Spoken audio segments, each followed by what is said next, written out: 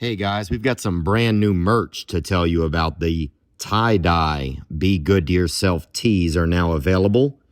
You can get those in aqua, creamsicle, and indigo. Get that and more at theovonstore.com. And I have some new tour dates to announce. I will be in Lincoln, California on September 15th at the venue at Thunder Valley, and Las Vegas, Nevada on October 27th and 28th at Resorts World Las Vegas. Tickets for these shows are available starting Wednesday, July 26th with code RATKING. We've also got some new shows in Toronto, Ontario on August 31st. We've added that new show in Milwaukee, Wisconsin on September 8th at the Miller High Life Theater. Today's guest is a native of Tampa, Florida. He's one of the most known human beings in the entire world. He's one of the most recognizable figures. He headlined 8 WrestleManias, and he headlined my childhood, if I'm really honest with you. I'm grateful to get to spend time with him today. He's a entertainer, an athlete, a movie star. Today's guest is Mr. Hulk Hogan. Brother. Shine that light on me. I'll sit and tell you my stories. Shine on me, and I will find a song. I will sing it. I'm upset.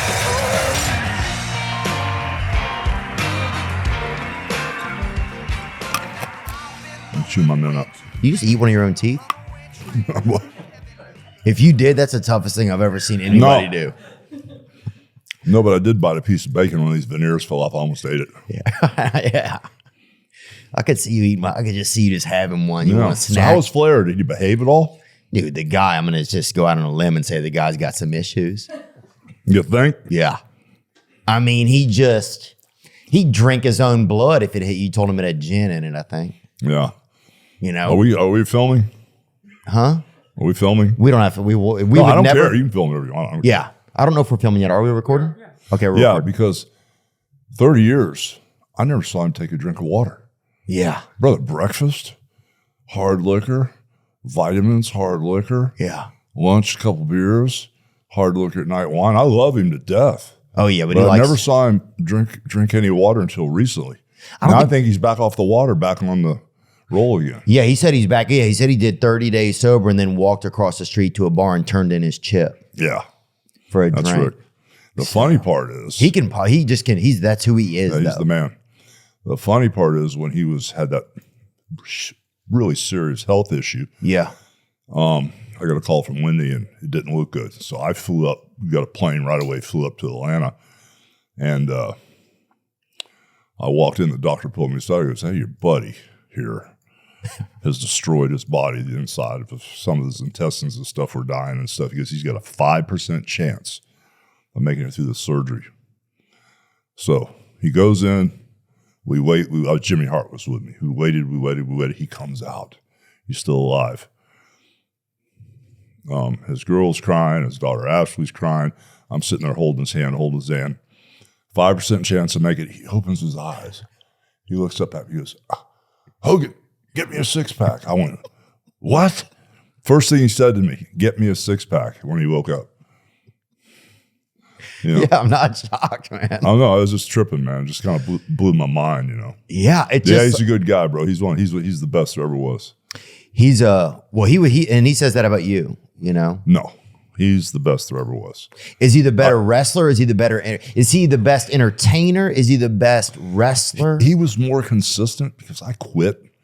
I really didn't care about the business. I came from playing in a rock and roll band, you know, and that whole attitude. But once he got in it, he was real consistent, and he held it down. Like when I was doing the New York Madison Square Garden thing, he held the Southern Belt thing down, which was actually a little harder because he was going an hour every night. Sometimes they do like what they call Broadways where nobody wins. Mm-hmm. You do like 2-hour Broadways with Harley Race. Just those two in the ring. Yeah, because they didn't want to switch a belt, and they didn't want to make either wrestler look bad. So okay, you go on Hour Broadway tonight. Wow. If somebody told me to go on Hour Broadway, I said just beat me. Yeah. I'm out of here. I'm going to get room service and a beer. Yeah. But no, I say he was the best there was simply because he was so consistent. Now, if you're talking about who drew the most money or internationally, who saturated all the international markets over the years, I had more time and I had more seat time, like a good race car driver. I had more seat time in all these foreign markets. Mm-hmm. And Rick spent the majority of his career down south, and he didn't have that swing arm to plug into Mozambique, Zimbabwe, Malaysia, all these places where people will know who Hulk Hogan is, but they might not know who Tom Brady is. Right. But he was the man. I love working with him. Yeah. Yeah, he's a scrappy, he just will not be denied, really. There's something about him. And there was something about that whole NWA, I don't know if it was AWA or NWA at that time when he was really the king of it, But it came on, I think, on Sunday night. Like, it was almost like I had friends that watched wrestling, right? They knew you. But I knew if they really watched wrestling, if they knew about NWA. That's when you could tell if they were that next level of fucking, it was a lot of guys that just couldn't even read and they'd be in the stands yelling, just signs misspelled. Yeah, you had to be dialed in to be like that whole Crockett Southern Belt promotion. You had to be a wrestling fan. Oh, you had to have rabies, I feel like. I was more accessible to the housewives and the kids that didn't know what wrestling was. It was, so it was a whole different thing. But then Rick came our way. Yeah. And I'd been begging him to come up there for years. He wouldn't leave. And then once he came up, then we started rocking, Was it scary whenever he got over to WWE? Did you feel a little bit of like, holy shit, how's this going to go? Because that's a lot of ego. At that point, there's a lot of ego. There can only be so many men on the top of the, on the mountaintops. Well, it's kind of like, it's hard to explain, but I play the dumb fox a lot, And for me, I'm always looking who's got the big dollar sign on their chest. Yeah. And I don't mean to be an egomaniac, but I could actually wrestle anybody at that time and sell out. We sold out everywhere constantly for years. Yeah. It didn't matter if I wrestled Flair or Kamala or Paul Orndorff, Mr. Wonderful, or it didn't matter. One man. Oh, you could wrestle fucking Hunter Biden, dude. I'd come watch you beat him. But yeah, it wasn't that with me. It was, I wanted him to get over so I would have somebody to work with and chase, So that was me. It was for me, it was like the old school thing, the money and the miles, So, I wasn't really that into being on the road or getting beat on every night. Yeah. But there was so much paper involved, bro. I was in. Yeah. Yeah. Do you think that you felt more like an athlete? Did you feel, because you came from a music background, did you feel more like an athlete? Did you feel more like this is just, did you almost make wrestling your music in a way? Does that make any sense? Kind of. You're hitting it on all these cylinders there.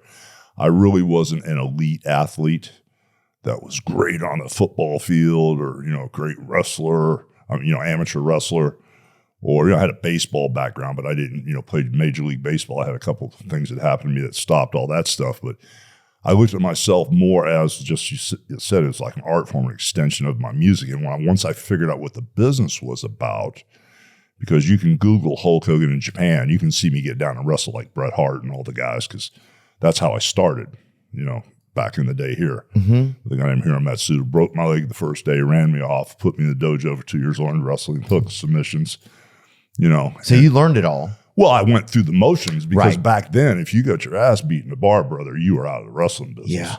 Yeah. Back in the 70s. Back in the late 70s, it's a little bit different than the Performance Center now with the WWE. Yeah. Oh, I can only imagine. You had to live the lifestyle then. Yeah, and you had to protect the business. And if you wanted a job, there's a 300-pound guy over there with cauliflower ears. You had to take the food out of his wife and kid's mouth to get in the business. Yeah. It wasn't like, there's 40 wrestlers here that have been training, at the Performance Center. We can pick one when one gets hurt and replace them. It wasn't that way. Right. It was way different back then. But yeah, it was something that once I figured the business out, I kind of like watched a bunch of guys growing up. Like I watched Dusty Rhodes a lot because I was from here, and then I also watched Superstar Billy Graham a lot. And I kind of like stole a little bit from both of them. And then I was digging and rustling around here. And then I quit. And I went up to, northern Florida through Pensacola and Mobile, Alabama, Birmingham, Alabama, wrestled. Then I quit. Then I went up to Memphis for a while and I quit. And when you were quitting, what was it making you quit kind of? Was it just the money, bro? I was wrestling like 12, 13 times a week and they were giving me a check for $125. Oh yeah, when you're beating the shit out of somebody at a Best Western. Yeah, I was gigging my head for $5 a night. And then in between rock and roll bands, one of the lead singers in my band got me in the laborers union here because in between bands, we'd go to the labor hall and they pull your number. You may get a job for 4 days at the mall working with a pipe fitter, or 3 days at a government shutdown working with electricians. And I got a call to go be a longshoreman, help a longshoreman. I get in the union down there. In where? In Florida? And yeah, on 22nd Street Causeway in Florida. Okay. So once I learned how to be, and it was a weird place because I was probably the first white guy ever in the longshoreman union here in Tampa. Oh, wow. Then Is it mostly Latinos? Latinos and blacks, yeah. And so then I learned how to load the ships and I became a stevedore. But in between wrestling, I was like, man, 13, 14 times this week, twice on Wednesday, twice on Saturday, 3 times on Sunday. I wrestled for $125. I'm going back to the docks where I was making $400 a day. Yeah. You know, eating the gimmicks and working 14, 15 hours. You know, it just didn't pay. No, so I quit. I went back and forth. But then I figured the business out. Right. Then I went back, and one time I slammed somebody. I looked at the crowd, I went like that, and the reaction got more response than the body slam. Yeah. Like, wait a minute, let me hit somebody in the throat, and then look, and the reaction got more. I said, okay, now I got it. It took me a while to figure it out, and then when I got fired from the WWF the first time by Vince Sr. when I went to make the Rocky movie, I went and spent 3 years in Minnesota. And then I figured it out. Figured the Hulkamania thing out, the ripping the shirt, the hulking up. But I wasn't an elite athlete, but I figured the business out. And I got real good at, instead of getting somebody in the corner and kicking them 20 times like the guys do, I'd kick somebody once and leave them laying. Yeah. And I'd say, don't get up. And I'd walk around and strut like a peacock and do my thing. And I figured out how to create emotion and drama and get people really pissed off at me or really happy with me. So I just kind of figured it out, man. But I had enough of an athletic ability to have balance and, basically no placement and have a cadence in the ring, which, a lot of guys can figure out. Yeah, man. It's kind of fascinating to see like because I don't, as a fan, like, dude, I remember like we would try to stay up for Saturday Night Main Event, man, and we were a kid and was like, fuck, I remember my brother and I holding each other's eyes open because it wouldn't come on till 10:30, right? Yeah. And like we were fucking sitting there and we would wake up in the morning, we'd be like, what did you see? We missed it. We were like, when you would come on, it was like, man, it didn't matter how poor we were. It didn't matter if my parents were too busy. It didn't matter if I wasn't a tough kid. It was like, I fell in love with you. It was like, I didn't care about the wrestling, like I did. The wrestling was cool, but I cared about whoever whoever they made me, whatever they made me feel, and when it was like, it made me feel like, man, this is an escape. Like, and I fell more in love with the person, not the moves. Like it didn't matter who was the most athletic. Right. Snuka was fun to watch because he had, this hair coming off him and, and these, domestic charges or whatever, just dangling off of him. But he was like, otherwise it was like, it was about the person. It wasn't about as much the wrestling. Yeah, I figured that out, bro. And that whole thing I slid into, that from Venice Beach, California. Of course, I'm from here. I was here my whole life. And that whole being tanner than everybody and having the blonde hair and just kind of like the training prayers and vitamins, that impeccable baby face character, it kind of like was just perfect timing with everything. Oh, yeah. So I kind of figured out, right away, that the character worked. And I saw how I kind of like came up with a little bit better character than everybody else around me. And I just rode it till it dropped. I picked it up and I rode it some more and I spanked it and rode it some more. And even when Vince told me, your run's over and I think you're done with it, I said, okay, see you later. Went to work for Ted Turner for 10 years and taught everybody a lesson. That was NWO? Yeah. And then went back. I went in as the red and yellow for a couple of years. Mm-hmm. Then I kind of felt a little rumbling. I needed to do something evil, and then that got red hot. So you had good instincts then? Yeah. Did you say that? Did you say you had good instincts? Yeah. Yeah. Well, I came into New York in 77 as a bad guy because I sold out Shea Stadium with Andre in 78. Mm-hmm. And then I went all around Japan. I spent 20 years in Japan, 6 months out of the year in Japan. No way. That's what I'm saying. Google some of my matches. People don't know about that as much. No, not really. And what was that lifestyle? I mean, you guys get over there. First of all, you're twice as big as anybody there. You're as big as some families don't weigh as much as you there. Well, first off, I was single. All Right. right. When I went over there, I didn't get married till 83, end of 83, December. So in 77, I went over there.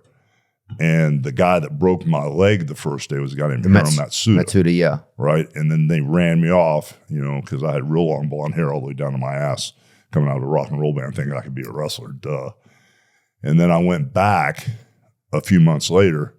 When I got home, my dad beat my ass worse than Matsuda did. Damn. He said, don't you ever let anybody hurt you again. So, it straightened me right up. So a few months later, when my leg was healed, I went back and I had that attitude, because when I was younger, I was real strong and kind of aggressive. And so I said, I'm not going to let these guys hurt me, So I just didn't let them take my arm. Right. And so I went back and, then they couldn't run me off. And they did everything they could to get rid of me. Finally, they just said, okay, we need to teach this guy. He ain't going nowhere. So I spent a couple of years in Japan learning the submissions, hooks, and all the UFC stuff and to protect myself.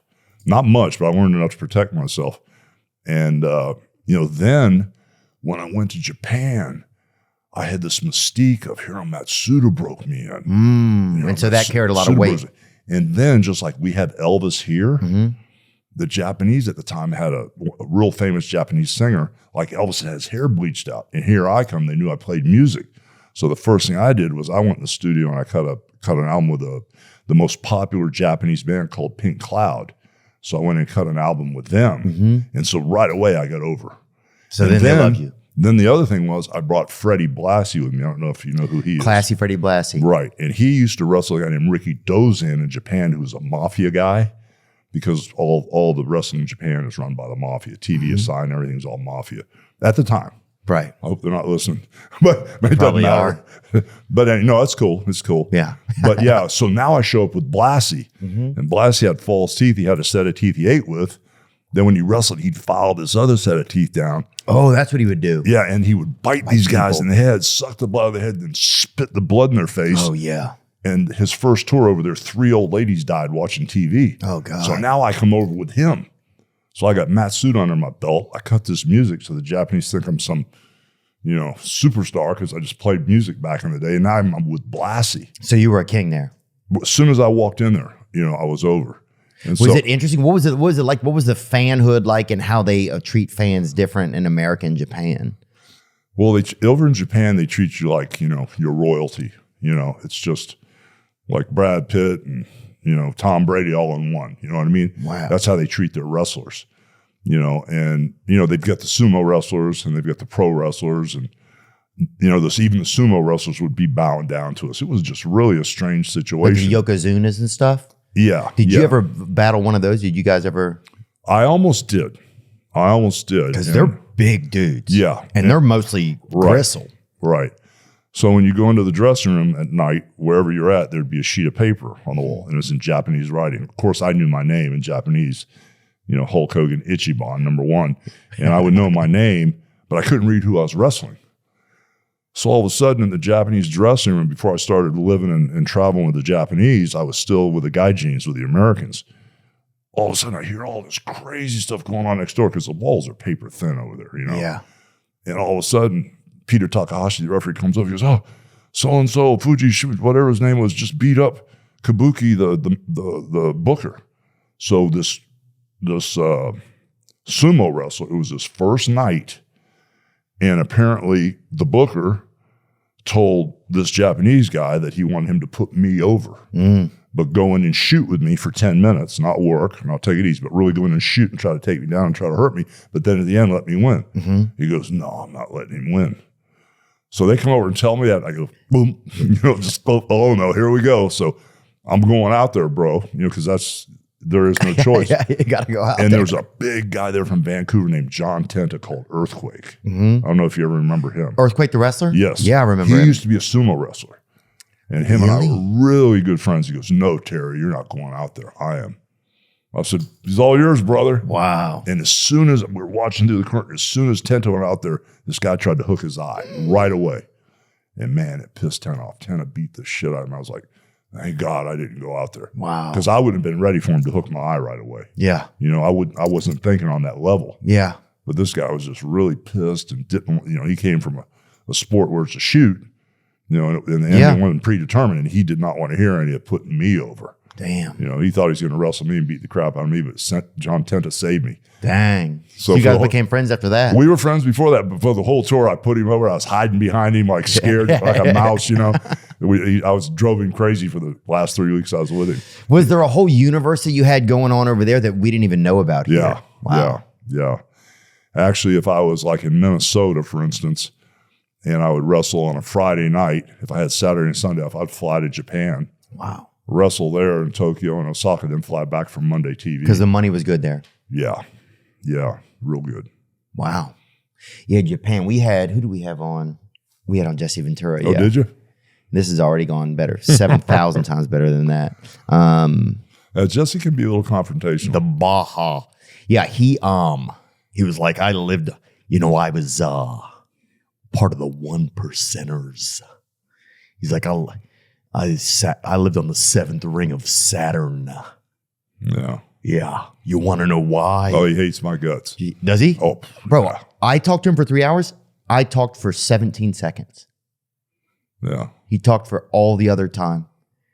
And he kept saying, I'm going to leave in just a minute. And then he would talk for 70 more minutes. Wow. But anyway. It was a trip. It was a trip. Yeah. That guy was just, it was the wildest interview, wildest conversation I ever had in my whole life. Wow. When you go to the bathroom, you close the door behind you, do you? Of course, yeah. You don't want somebody coming in there because you're doing things. You're doing what God wants you to do. You don't need help. But do you do that with your web browsing? Or are you leaving the bathroom door open? ExpressVPN, they can help you. Using the internet without a VPN is like going to the bathroom and not closing the door. Because your internet service provider knows every single website you visit. They can sell this information to ad companies and tech giants who then use your data to target you. ExpressVPN creates a secure encrypted tunnel between your device and the internet, so your online activity can't be seen by anyone.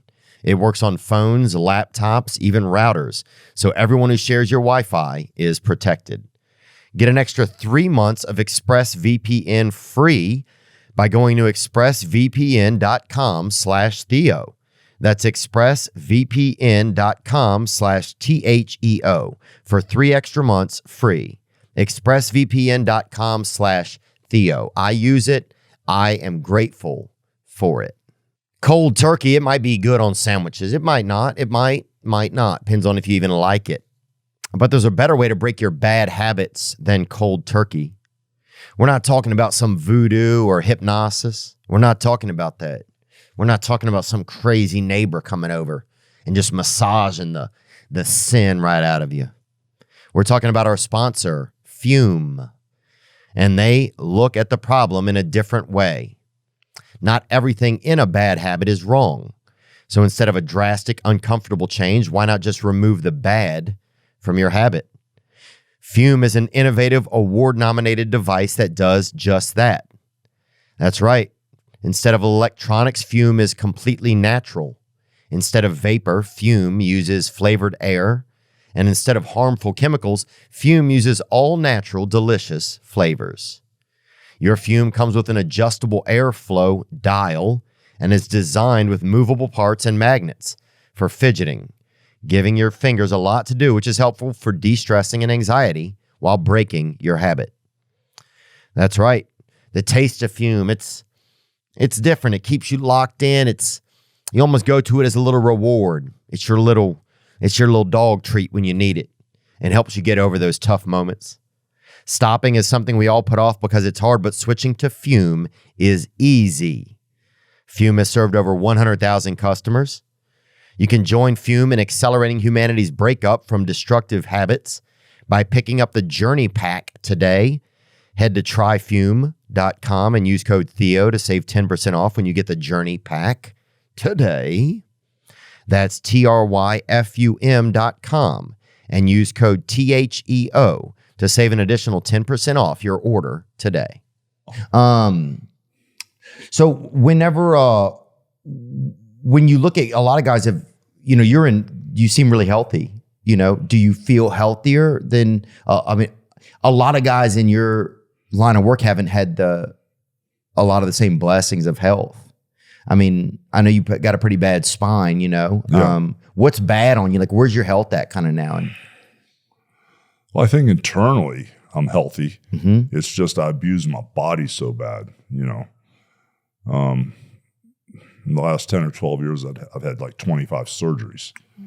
And it's kind of weird because when I went to do Rocky 3 when my mother was still alive, if you would come to my house, she'd go, "Yo, T, come over here. First thing I want to do is measure you, Mm-hmm. Oh, yeah. And that's what she did to me before I went to do the Rocky movie. I was like 335 pounds. I was 6'7" on the nose. Well, then right before my mother died a few years back, she wanted to measure me, and I was 6'4.5". Huh. Between the 10 back surgeries, Yeah. and the 2 knee replacements and the 2 hip replacements and the abdominal stuff and the shoulders and all the surgeries I've had, and plus you get older, you shrink up a little bit. Yeah, you get a little bit. So yeah, I mean, other than, like when I'm with Sky Mm-hmm. and we're walking, I lean on her. So it looks like we're in high school. I'm like, "Hey baby, what's up?" But I'm really just kind of like hanging on, for the ride. Or if I'm not with her, I can pretty much walk on my own from here to that door. Mm-hmm. But if it gets too far than that, I get like a walking stick, which is embarrassing and hell. But Sky says, "Embrace it. You're a warrior." I said, "You're right, baby. You're right. I am a warrior." It's a cool way to look at it. Yeah. So I'm trying to adapt, but we're going in Monday, tomorrow morning for another myelogram, because I'm having some more issues with my back, and they're going to see if the disc is pushing the spine above the hardware. And if it is, then they want to go from the middle of my back up to my neck. But if the disc isn't pushing on the spinal cord, then they said, "We don't want to cut on you anymore." And because my left hip is like 25 or 26 years old, they think there might be a problem there, but we're going to find out. Yeah. But it's all from that damn fake wrestling business. Nobody told me it was fake. Yeah. Did it get more? Did the theater of it change over the years? How did the theater of wrestling evolve over the years? I hate to say that. But when I first got in, if you kick somebody, leave lace prints on them. When you punch somebody, we want to see black and blue marks. Yeah. That was the mindset when I was first in. And I was a medium-sized guy. I was like 310, 315. I was like medium-sized. Swede Hansen 360, King Kong Monster 360, all these monsters, that I was wrestling. And it was hard pushing them around. So it got to the point where, these guys would beat the crap out of each other, and it was real territorial, and they'd work 4 or 5 days a week. But then once this thing blew up and I cut a deal with Vince Jr. after I was fired and I came back, Mm-hmm. it was like every single night there were 3 towns a night running, Yeah. And so we kind of lightened up with the work, and it was always supposed to be light, but it never was because people were really laying it in and really. Did people get competitive? Yeah. I mean, would there be guys that you had real kind of like, Yes. you just had a long day in the car with them and you're like, tonight when we get out there, you're going to get it. It got a little crazy. Yeah. And, I always had a little bit more of a target on my back because I was the guy. Right. So That's true. So if you go and you break Hulk Hogan's arm, guess what? Your career's made. Right. And I ran with the pack a lot, but then I'd also fly to South Africa and wrestle the heavyweight champion in South Africa. And I'd fly to, different places and be by myself. Yeah. And Vince is going, "Don't you lose that belt, monster." I'm like, "Oh, great." Because you could get hooked real quick in there, if you're not thinking. Yeah. And so there was all that. And then when I come back to the States, I do this wrestling, And so it was all cool, but it just about 1980 when I went to Minnesota, instead of digging and wrestling so much, I started, playing to the crowd more. And then by the time I came back to New York to wrestle the Sheik, they didn't play any entrance music. They didn't sell any merchandise. I pulled Vince aside. I said, "Bro, I'm making a ton of money in the Twin Cities selling T-shirts and headbands and Frisbees and all kind of stuff." And he changed his thought. And on the way to the ring, dun, dun, dun, dun, Yeah. the place explodes instead of just coming out with no music. So I cranked it in the garden that first night with the Iron Sheik. Dun, dun, dun, dun, and the place exploded. And Vince went, monster, you're right. So, Jimmy Hart, my manager, sat down and wrote most of the entrance music for everybody. Really? He was a musician? He was a composer? Yeah. Well, he was in way before your time, actually before my time, thank God. Jimmy's 79 years old, but Jimmy was in a band called the Gentrys, and they had a hit song called Keep On Dancing, and they recorded at Sun Studios in Memphis where Elvis recorded. Oh, sweet. Yeah, I've been over there. It's cool. And so Jimmy knew everybody. And Jimmy's got a musical. Yeah, and he used one of those auto harps to record everything, And not to record everything, but to write everything. I mean, write everything. And so, once Vince saw the music and, got into the merchandising, it changed the game because, when I went up there to work for Vince Jr., I lived right next door to him up there in Greenwich. And so I was in the office every day. For the first 3 or 4 years, it was me and Vince in the office. So you really got dialed into the business side of it. Yeah, a long time ago before I went back there. Right. The 3 years in Minnesota were a great education for me because I was with a guy named Vern Gagne. Yeah. And I was real tight with him and his son. He owned that area. Didn't he own that? Yeah, he owned everything. And I was single. I had nothing to do but just learn. And plus I took to it like a duck to water, man. I found a way to, really, progress and generate a ton of revenue. It was easy for me, because I had a feel for it, and I could wrestle anybody. And I didn't even know if I was going to wrestle him. All you got tells me who's going to win or lose. We don't need to talk about anything. I never talked about a match. Really? Except one time with The Rock, and we didn't do anything we talked about. So a lot of times you're out there, you're just kind of figuring out, like you guys each at a certain point, especially if the guy's good enough or seasoned enough, you can make it great. I could go out there with Randy Orton, not say a word. Matter of fact, when I wrestled in SummerSlam, we didn't even talk. Vince told us who we wanted to win or lose, and we went out and did it. Randy Orton's old school. Yeah. I could do that with Cena. I'd have to talk, listen. I mean, I'd have to lead the match, but I could do it with Cena because he's good enough. Yeah. Rock all day long. Stone Cold all day long. These guys are really good in the ring, bro. Yeah. Flair all day long. Me and Flair never talked. Nothing to talk about. See you out there, brother. So that's how I learned. Andre, I'd go to Andre, hey, boss, is there anything you want to do out there tonight? Don't worry. Yeah. Okay, well, how do you want to start the match? Don't worry. Okay, no, I ain't worried. Scared me to death. Did a guy like Andre, what kind of, if you guys were cruising in the car, what did he have to sit in the back, or did he have to be under a tarp in the trunk or the truck or something? Or how would you even get you're killing me, man. But how would you get something that big somewhere? Well, we didn't travel together, and because the car wouldn't go. Yeah. Well, we drove for a lot of years, like if I was wrestling, if I was wrestling in Atlanta tonight and I had to be in Minneapolis tomorrow night, I'd drive. Right. So if you guys drove, like you did, how could Andre be in a car? Could he be in a car?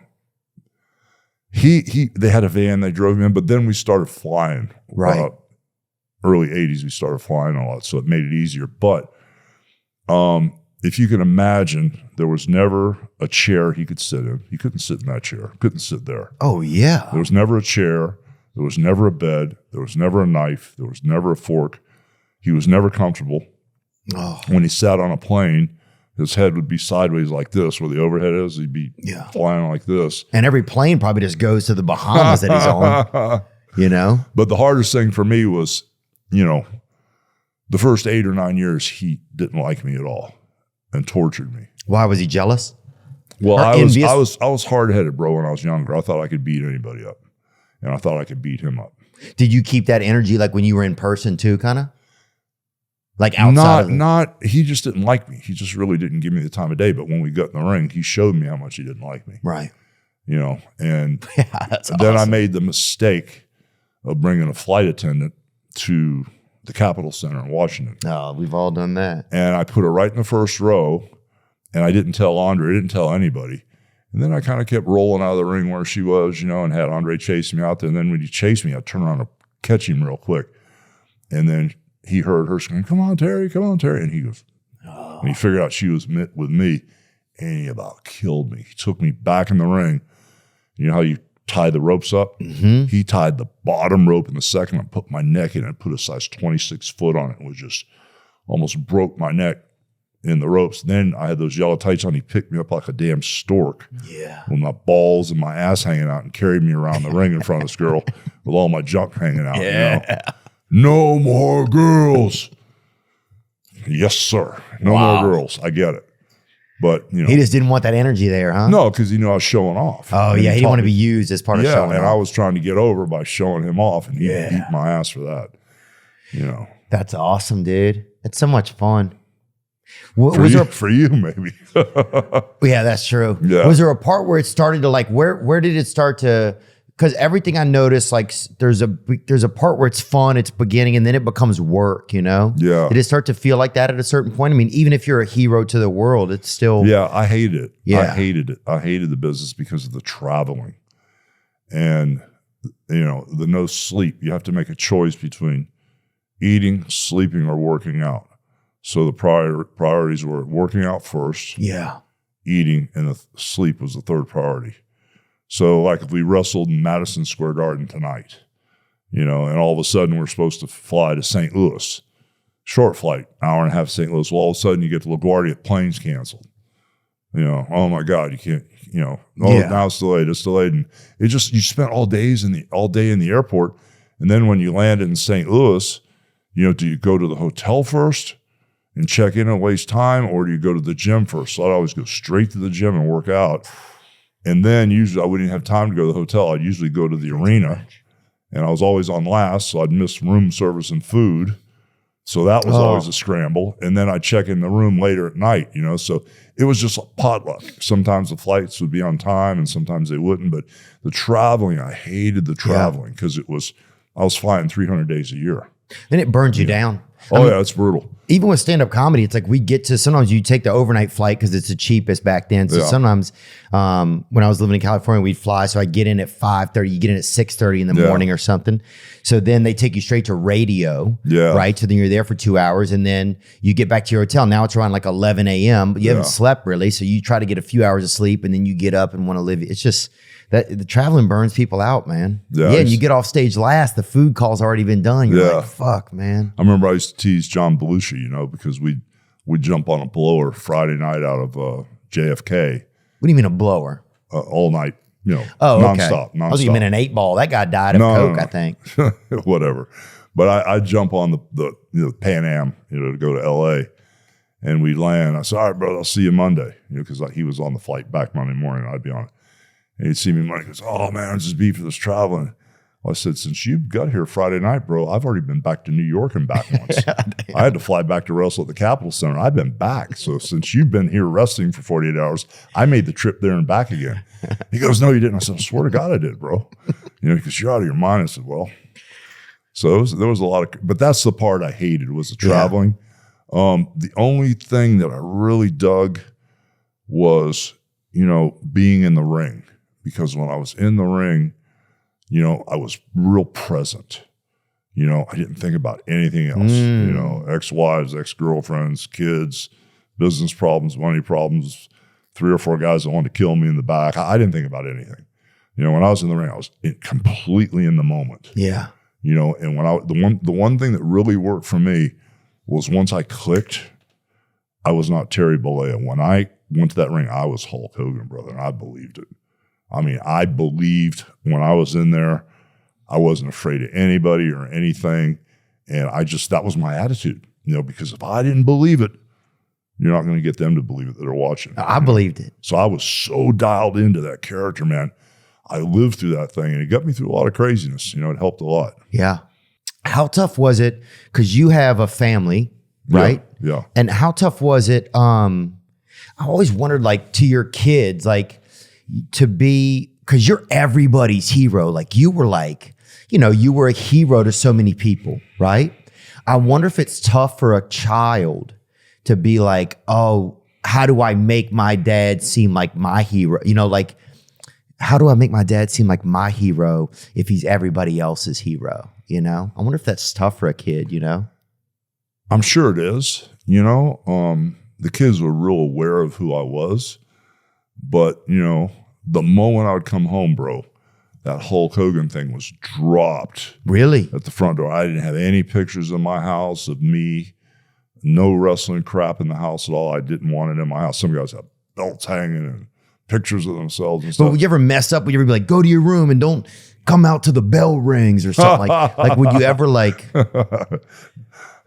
No, brother, I didn't do that. But the thing was, I dropped that Hulk Hogan persona, and the moment I'd walk in the house, I'd take the bandana off the bald head, and I was just Dad or Terry, and I was, I could switch gears pretty easy because I just didn't live that character like, ooh, yeah, brother, and like Bret Hart thinks he's the greatest wrestler and all this crazy crap that these guys think.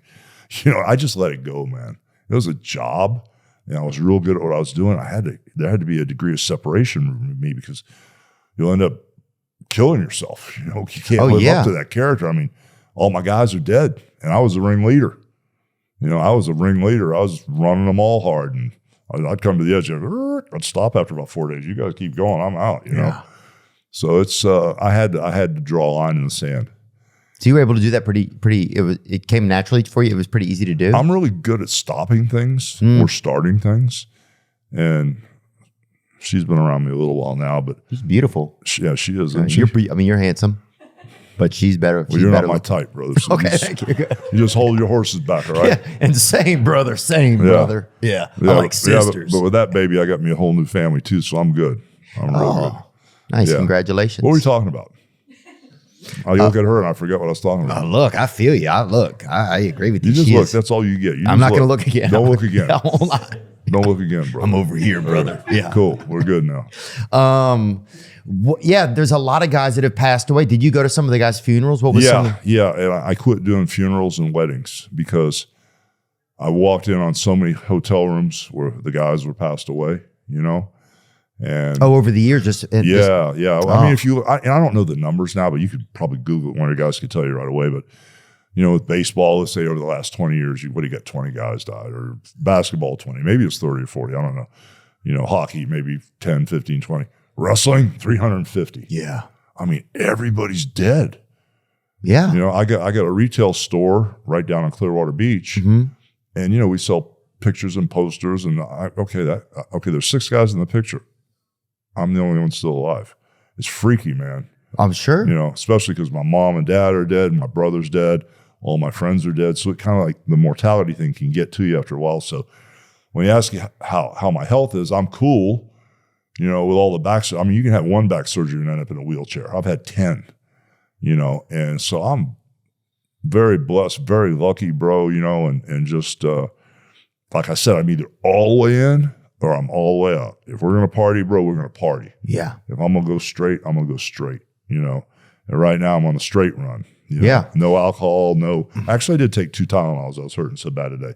But I didn't take Tylenols, Advil, or Aleve for months now, and I haven't drank since January 1st. But when I go congrats. When I go the other way, you can ask Flair, it gets ugly. You're going in, huh? Oh, I go in hard. Oh, yeah. Well, Flair, Flair definitely. I mean, he can say whatever he wants about me, but I put his ass to bed every time. Yeah. Oh, I believe that.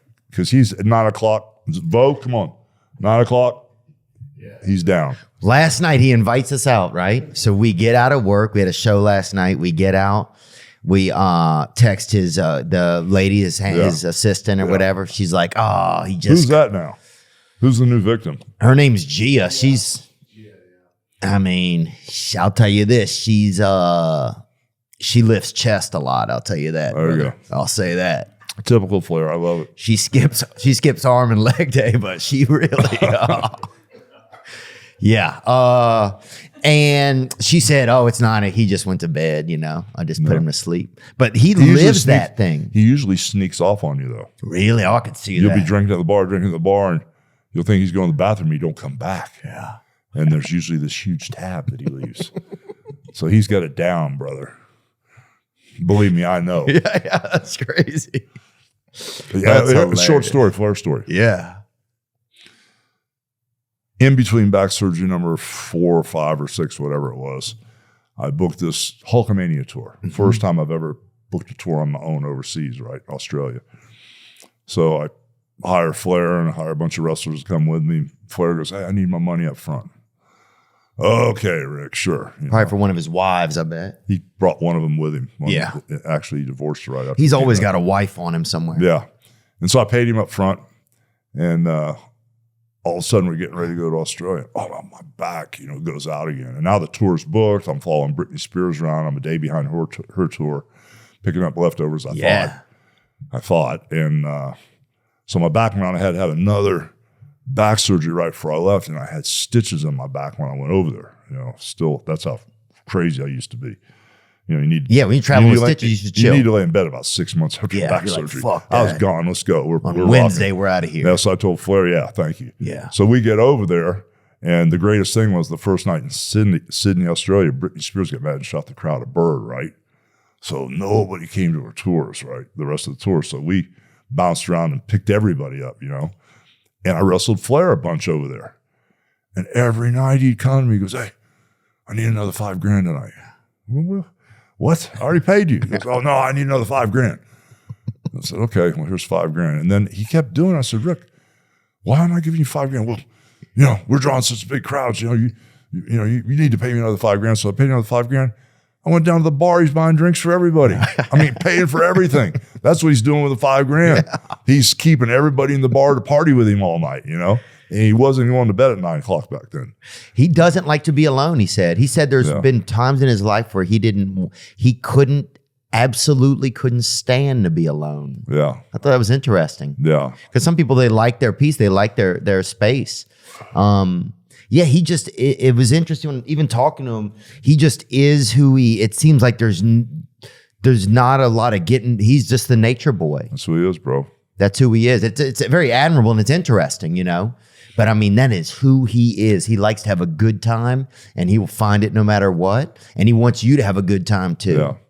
I don't think I could be Hulk Hogan 24 hours a day. Yeah. I don't think I could. I wouldn't make it. Yeah. I wouldn't make it. Well, that's what I can't imagine. Yeah, being a hero to so many people and how it is, to be able to then be a dad would also seem like tough, you know? What about if you could, when you look back on kind of your career, because you've had a lot of different angles. You've had wrestling, you've had entertainment, right? You've had movies. We went and I remember seeing, what was one with you against No Holds Barred? Yeah. No Holds Barred. Yeah, dude. That was fucking crazy when you did that, dude. Yeah, that was a wild one. Yeah, and we went and see you had the thing and we're like, what is going on here? Yeah, Tiny passed away, man. Tiny Lester. Yeah, I was sorry to see that. He's my boy. That was a couple years ago, right? Yeah. Yeah. Do you start to get like, why have you had better luck than some of these guys? I kind of reeled it in, bro. You mean why am I still alive? Yeah. Is that what you're asking me? Yeah, I didn't want to say it like that. No, that's cool. It's cool. I think, honestly, if we stayed up for 3-4 nights in a row partying, I would still go work out. Right. Nobody else would. I would still go train. I would still eat good. The training prayers and vitamins, I was actually doing that. You know, praying that I wouldn't die and eating the vitamins. Still a prayer. But even if the vitamins are Percocets, whatever. Couple, you know? Maybe a couple or but a couple more than a couple. I mean, look, when they came out with Somas, dude, I drove a car into an invisible driveway. Yeah. And went to get taken in for that. That was one of the drugs of choice for the wrestlers. Yeah, it was very dangerous for them because it would shut people's throat down. My buddy Richard died. He choked on some chicken that he didn't even know he was eating. And but he took some of those muscle relaxers. They relax your throat so much it doesn't pull the food down. A lot of people choke to death. Yeah. A lot of guys would get the Soma shakes. I don't know if you ever saw that, but that's a little scary. Yeah. God, it sounds like a TikTok trend almost. It's just like somebody beating it, just like, and they can't stop. Or they'll be walking and they freeze. And I've seen it happen so many times when they're eating 10, 20 of them at a time, you know. But people were taking that much pain pills to feel okay, huh? Oh, yeah. And, for me, I would always, I never went down that road. Yeah. With, if you're supposed to take 1 or 2, that would be it. I never went down that road, 5 or 10. I never did that, We didn't have addiction, it doesn't sound like really. Man, no, when it came to weed or this and that and the other, I could quit and not do it for 3, 4, 5 years. It wouldn't matter. Yeah. So it's like, but, I just think because I was real consistent with the training and actually trying to eat good in between all the craziness of the drinking and raising hell, I kind of like stayed on track where I would see these guys defect for weeks and not go to the gym and just drink constantly and just not eat and not sleep. And I can't handle it, man. I had to be the lead dog, man. Right. I still had to be the main event where they could be on the match underneath me and be slacking. Right. I had to blow the roof off the place. Yeah, man. I had to deliver. I didn't want anybody stealing my spot. because they were all trying, every night. Yeah, I guess it's strange because you're teammates, but at the same time, they're low-key trying to take your throne. Oh, yeah. If I slipped on a banana peel or got hurt, they'd be more than happy to replace me. And how much do you have to make sure the promoter and the owners that you stay in their good graces so that you also stay the lead dog? Is that like a whole nother thing going on? That helps. That helps. I just get myself in a position that the character became so powerful. Even if I really did piss somebody off, they still had to use me. Yeah. Because if I went somewhere else, I'd put them out of business. So the character, it had a long run. I mean, Oh yeah, it's still running for me the whole right red now. and yellow, bro, through the 80s and all through the 90s. And then when I went back, that last time when I wrestled The Rock and a couple other people, I was still red hot, man, Oh yeah, I remember seeing a poster. It said "fuck Ronald McDonald" and had him with red and yellow, and then it said Hulkamania on it. And that's when I knew you had just done it. Yeah. There was a real iffy thing when I came back to the WWE the last time because I'd spent 10 years trying to put him out of business, with Ted Turner, and we were beating the crap out of him for a long time. And then there were a bunch of business decisions, and American Online and Turner Broadcasting merged, and they didn't want wrestling as part of their portfolio. They wanted Turner Classics, new movies of the week, and new programming. Was that AOL they merged with? I don't remember. They took my boss, Ted Turner, and kicked him to the curb. He had some office way in the back of the building where I couldn't even find him half the time. And they just didn't want wrestling, even though on TBS and TNT, we had 3-1 ratings at the highest shows they had. And so when all that started to decline and demise, I get a call from Vince, and he says, "Hey, man, I want you to come back and, put the red and yellow rub on The Rock." I said, "Well, I don't want to come back as a good guy. I'm going to come back as Hollywood Hogan, because if I'm going to do it right, I want to put this kid over right, And plus, I knew his dad. I traveled with his father for years. Yeah. Johnson. You started with the father. Yeah, I started with his dad. We traveled one everywhere together. And I mean, I remember when Rock was like 7 or 8 years old, I threw my headband and he caught it in the crowd at the Garden, So I had a long history with the family and all the Samoan brothers. They're all my guys. And I was there when The Rock came back, dude. I was there when he came back. I think it was 2014 or something. But anyway, go on. So when I wrestled him, I did everything I could to get heat. I hit him in the back of the head with a hammer. I put him in an ambulance, chained the ambulance. I ran him over with a semi. I mean, I did everything I could to make people hate me. And then when I went out at WrestleMania 18, they cheered me out of the building. Whenever The Rock would punch me, they'd boo him. I was going, oh my God. So I said, all that stuff we talked about, we ain't doing it. Just listen, we're going. This episode is brought to you by BetterHelp. That's right. I've gotten therapy. I've gotten BetterHelp. I've had times where I wasn't seeing the world as comfortably as I should be. And it wasn't just a little thing. It wasn't just something that I knew would pass. It was something that was building and gaining momentum inside of me. And it kind of scared me. If you're struggling, if there's something that's off, we're humans. We have a voice and we need to use that, and we need to get feedback from someone who knows what they're talking about. BetterHelp can help set you up with a licensed professional. That's right. It's entirely online, designed to be convenient, flexible, and suited to your schedule. Just fill out a brief questionnaire to get matched with a licensed therapist, and you can switch therapists at any time. There's no charge. And I want to iterate that. If you are going to a therapist and it's super comfortable and easy, but nothing's changing, then that might not be the best scenario. You can always try a new one here or there. You can go back to the first one if you want. Visit betterhelp.com/THEO today to get 10% off your first month. That's right. That's betterhelp.com/Theo. This episode is sponsored by BetterHelp. Man, it's hot, man. It's hot, man. You know it. Ask your friend if it's hot. If they say no, they lying. And sometimes it's too hot to cook. You get in the kitchen, you can't even start the oven down. It's more hot. The oven just a box of more hot, man. Thankfully, Factor, America's #1 ready-to-eat meal kit, can help you fuel up fast with flavorful and nutritious ready-to-eat meals delivered straight to your door. Yes, you'll save time, eat well, and stay on track reaching your goals. That's the truth. If you're too busy with summer plans to cook or just too heated out, let Factor help. You don't have to go to the grocery, the chopping, the prepping, the cleaning, all that. Factor's got it.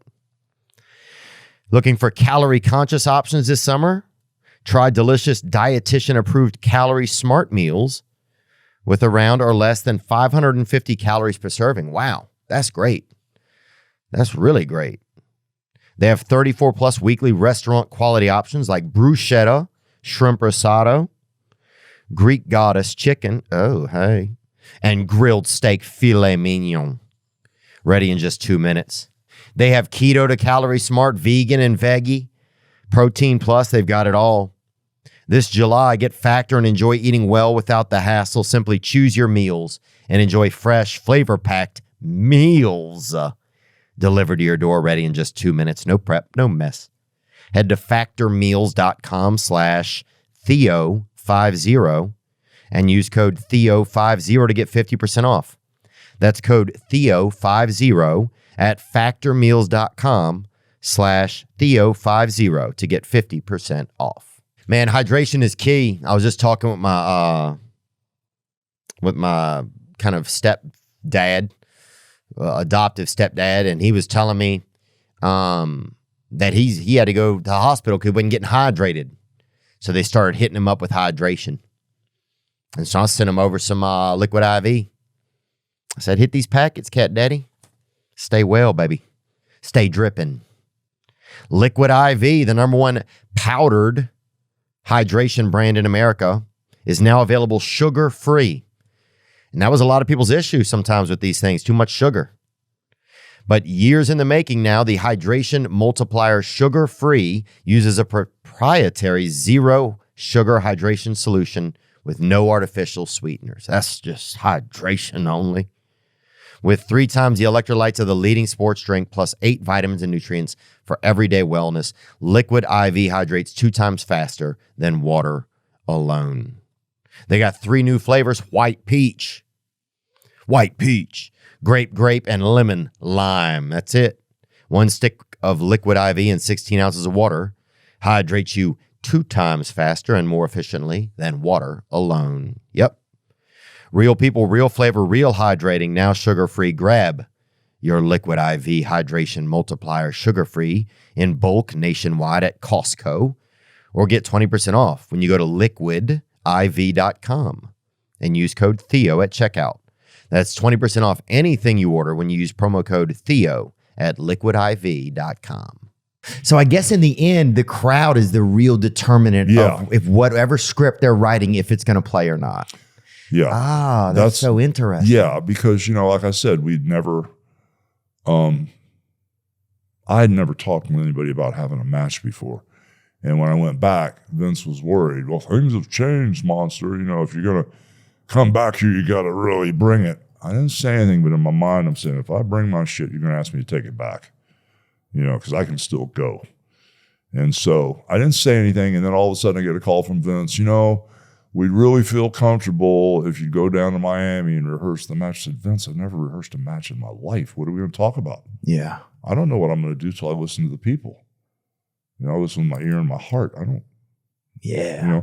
So I go out of respect. Vince asked me to go down there. So I go down there, and Rocky Johnson's there, his dad. Oh, yeah. He played football at Miami, didn't he? And it's hot as a bitch in this warehouse they had, middle of summer.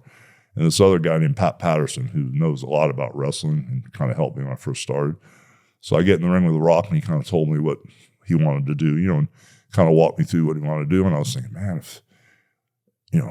what if the crowd doesn't like what we're doing? Are we just going to keep doing this? So out of respect, I listened to him, because, of his dad and him and the family. I listened to everything I wanted to do. And then Pat Patterson goes, okay, let's go through the match. I said, are you fucking crazy? So if I fall down here, I'm going to get hurt. Yeah. I need 80,000 people, bro. I'm a one-time around the block guy. I ain't going to rehearse this crap. Yeah, me too, dude. Oh, yeah, so embarrassing anyway, a lot of times. I said, look, we're cool. And Rock's father's going, Dwayne, listen to Hogan. He's just yelling at him from outside. And just listen to Hogan. So we get up to Toronto, right? And, everybody thinks I'm going to get booed out of the building and they're going to cheer him because he's been the #1 babyface guy there forever. So we're in the dressing room and The Rock starts going over what we kind of planned. I'm listening. So, okay, brother, if it's there, we'll do it. If it's there, we'll do it. If it's there, we'll do it. And his dad's going, Dwayne, listen to Hogan. So we get out there, bro, and it was booing him, cheering me. I said, this ain't going to work. So we kind of flipped things around in the ring, and he was so good in the ring, bro. He's like an audible, man. He's like that second generation, third generation wrestler instinct, man. He was there. So it was fun. But it took me about 10 minutes to get things turned around. Yeah. To where they were pissed at me and halfway pissed at me and, halfway for each of us. So, but it was an amazing night. I've never experienced anything like that with a crowd. That was a lot of quick thinking on our feet out there. That's cool, man. Yeah. But that's how it always was with me. I never wanted to talk about anything. I want to go out there and let's see what these people want before you start deciding for them. Oh, I remember screaming so loud I thought you could hear me through my television, Well, you know what you're talking about, that main event, that night at WrestleMania, we had 33 million people watch that night. Still the largest TV audience for NBC.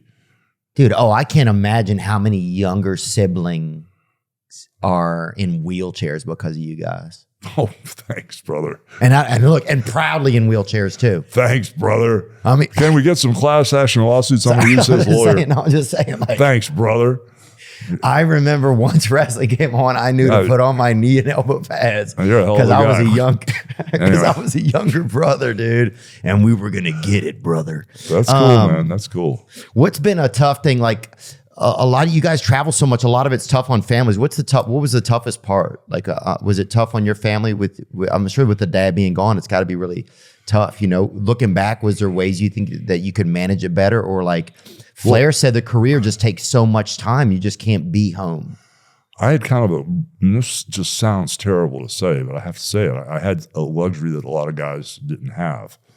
I kind of like got myself in a position where, like, if I took time off for a movie, Vince would go, my God, I can't write your name down. It's hard to book.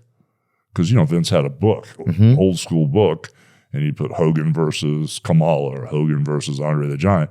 And then, there's A, B, and C town. There's the A town I was on, the B town the Warriors on, the C town would be like a tag team, maybe Greg Valentine and Brutus. And everybody wanted to be on the A town, because if you're in the first match in my town, you make like $2,000, $3,000, $5,000. Right, you're making money. And if you're in the C town, you're in the first match, you make $250 or $350. Yeah. So Vince would go, oh man, it's just so hard to book when you take time off to do a movie or whatever. Like I did 16 or 17 low budget kids movies, and TV series and all kind of weird stuff. But, so I put most of my time in, and the luxury that I was afforded was the character was so powerful. Honestly, you could put my name down. I said, it don't even matter. Just put my name down and say Hulkamania is coming to Washington, D.C. If you want to put an opponent there, fine, but you don't have to. And the character was so powerful as far as the drawing power that once my daughter Brooke was about 3 years old, and she started noticing I was gone, I started winding down a little bit. And I started working more part-time, but I was chartering planes all the time. Right. So you're using your time the best you could. Right. So if I was in Madison Square Garden one night and I had Tuesday off, I'd fly home. Right. And then Wednesday, if I had to be in Mexico City, I'd fly to Mexico, and it got to the point where I had to buy my own plane, to get this done. Oh, wow. You were really doing some business. Yeah, I was doing real good. And, so when my kids got up, and Nick was 2 years behind, so by the time Brooke was 4 or 5 and Nick was 2 or 3, I started to slow down. So I spent a lot of time at home, the last 15 or 20 years of my career, but I still banged it out, man. I still had some crazy deals going where I still generated a lot of revenue. Yeah. And did you have full ownership of your own character? How did that work out with? Because you create it within the WWF. Yeah. Right. So was there partnerships in it and stuff like that? You ready for this story? Maybe. And if it's uncomfortable, I don't want you to. No. It's way cool. Okay. It's just really a little twist here. I own everything. I own Hulk Hogan. I own Hulkamania. I own Hulkster. Congratulations. I'm one of the few guys that own their name and the rights and the trademarks and licenses. I own everything. Yeah. So when the name I was wrestling, I had several names: Super Destroyer, Terry Boulder, Sterling Golden, Terry the Hulk Boulder. Different Sterling promoters. Golden sounds. No offense, I know it's you, but yeah, I don't love that one. I know. Well, that was a guy named Jim Barnett, who's a very nice man. Yes, Jim Barnett was cool. Yeah, he was cool. Okay. a little light in the loafers, but he's a good guy. Hey, yeah, not every Loved him to death. But yeah, he called me Sterling, my boy. Oh yeah, that's what I'm saying, dude. That freaked me out, man. Yeah. But anyway, so anyway, I went through all these different things, and finally, when I quit and I was working on the docks, I'll never wrestle again. I'm done. I'm 5 or 6 times I've quit. I'm over this crap. I get a call from Vince McMahon and a couple local wrestlers, Jack and Jerry Briscoe, who are here in Florida. Jack was an NCAA champion, world heavyweight champion. Wow, so they were real wrestlers. Yeah, they said, Vince McMahon, this is perfect for you. This is Madison Square Garden. This is where all the really big wrestlers go. And they kept pounding on me. I said, okay, well, I'll go up there, but I'm not taking my wrestling stuff with me. Like, what kind of a horse's ass is that? So I fly up there, and they had just got rid of superstar Billy Graham because he'd kind of like, they'd had some problems with him. As soon as I walked in, I was jacked. I was all yoked up on something. I was like 330 pounds. I was working on the docks, running game on the docks, arm wrestling everybody and stuff. So I walk up there, and the whole building's, slid through the building. I didn't know how to get in correctly, so I had to cut through the crowd for about 20 or 30 feet, and the whole building started yelling, superstar, superstar. I thought I was Billy Graham. Oh. And I had a tie-dye tank top on. I didn't even think about it. And Vince McMahon Sr. goes, don't you ever wear that tie-dye in here again. I guess he just had a blowout with Billy Graham. So anyway, I met with him, and they talked about what they wanted to pay me, because I just get tired of getting screwed over. And they talked about getting me a place to live and having a guy travel with me, which was one of the worst decisions they ever made. They hooked me up with one of the biggest con men ever. Really? Yeah. I don't know if you know who Lou Albano was. Yeah, Captain Lou Albano, okay, dude. Well, his partner, Tony Altamore, they were the Sicilians tag team champions. I don't remember Tony. Okay, well, Tony was the biggest con you ever met. Wow. And he taught me everything, how to slip and fall in a grocery store and walk out with $2-3 grand, how to do everything, Yeah. So it was horrible to put me with him, but it smartened me up to what the world's all about. So anyway, as I'm talking, he goes, you know what? I want you to be Hulk Hogan. I said, well, what does Hulk Hogan mean? He goes, well, I got Ivan Putski for the Polish Americans, Bruno Sammartino for the Italian Americans, Chief Jay Strongbow for the Native American Indian Americans, and I want you to be Hulk Hogan for the Irish Americans. And here's 2 bottles of red dye. I want your hair red. And, and they put me with Fred Blassie. And I told Fred, I said, brother, I'm going bald-headed as it is. If I put this red dye in my hair, the party's over. So Dye goes down the toilet. Oh, my God, he's going to fire you. I said, I could care less. And they didn't fire me. Yeah. But that's how I get the name. Right. Hulk Hogan to represent the Irish Americans. Dang. And Vince gave you the name. So now Vince dies. The Irish goodbye, that could have been your finishing move. Ooh, strong, brother. I like that. Sorry. That would have been really good. Not trying to tell you what to do, but it could have been neat. It could have been. But what you did worked great. Yeah. So anyway, Vince dies. His son takes over. And right when this Hulk Hogan thing takes off, we get a call from Marvel Comics. You're infringing our mark. Reasonably similar. Lou Ferrigno's character. The cartoon character. Incredible. In the magazine. It was before the TV series. Right. You're infringing on our mark. We're going to sue you, put you in litigation. So we went ahead and let them have the name. Didn't license the name, but I only had to pay them 1/10%. Oh, wow. So out of $1, if I got a penny, I only had to pay them 1/10 of a penny. And that went from 85 to 2005, 20 years. Fast forward to 2005, it's over. And now I can't use Hulk Hogan again. I'm red hot in 2005, man. I'm still jamming. So I went to my attorney. I said, I don't give a damn what deal you make. You're going to make that deal because I need the name. So what happened was we went in and I got a 1-year extension.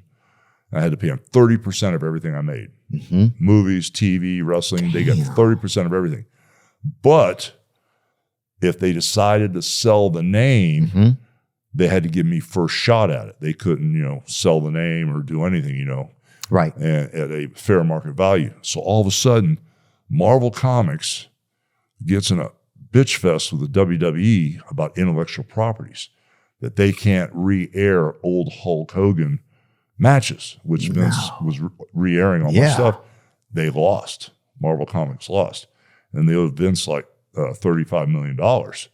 And they made the huge mistake of including that in the deal. And they said, no, instead of paying you $35 million, how about if we give you the Hulk Hogan name? And I heard about it, and I went, you guys screwed up now. Because now I don't have to pay $35 million for the name. You have to sell it to me at fair market value, which is only like $750,000. Wow. Yeah, so I bought the name back, and Vince wanted to buy the name for me. I went, nah, I think I got this one. Let me get this. Yeah, I got this one. So, wow. Did that feel pretty? Yeah. That must have been a cool moment because then it's almost like you own yourself. yeah, so I bought the name back, and I just own everything. Wow. Congratulations, Yeah, man. so- it's really hard to do in the Yeah, the there's world. not many guys, that have that, can say that. Yeah.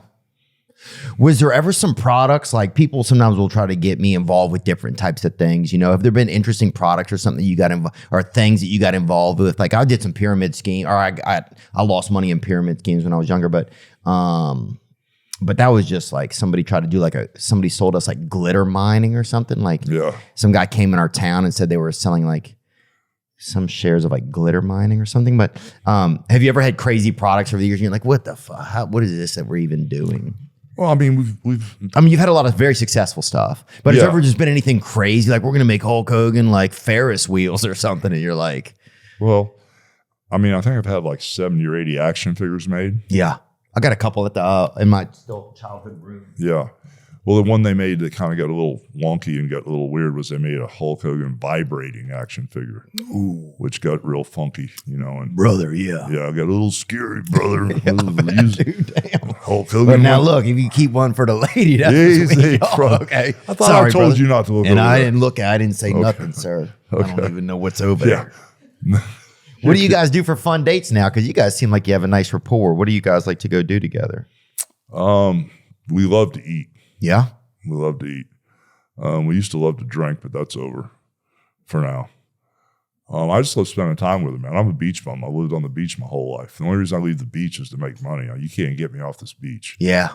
I just live right up the street, maybe 2 blocks. Oh, that's awesome. Yeah. So, Yeah, it's a really cool area. I've never been to Clearwater before.